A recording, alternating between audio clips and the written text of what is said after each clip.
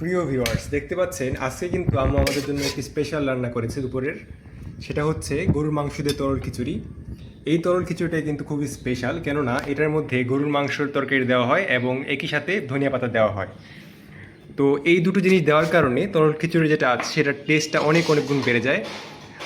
এমনিতেও কিন্তু আম্মুর হাতের তরল খিচুড়িটা রান্না রান্না করলে খুবই দারুণ লাগে, এবং সেটার মধ্যে যখন গরুর মাংস এবং ধনিয়া পাতা দেওয়া হয় সেটার টেস্ট অনেক গুণ বেড়ে যায়।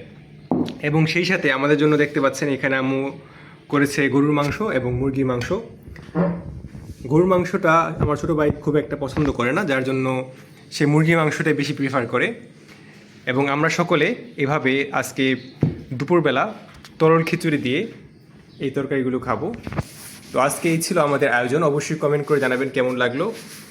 এবং আপনারাও কিন্তু বাসায় এভাবে যখন আগের দিনের একটা তরকারি থাকবে গরুর মাংস কিংবা মুরগির মাংস, সেটাকে আপনারা তরল খিচুড়ির মধ্যে দিয়ে সেটার মধ্যে কিছু পরিমাণে ধনিয়া পাতা দিয়ে দিবেন।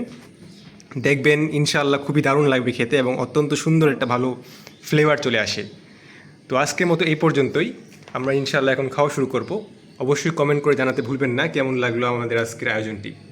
সকলে ভালো থাকবেন। আল্লাহ হাফেজ।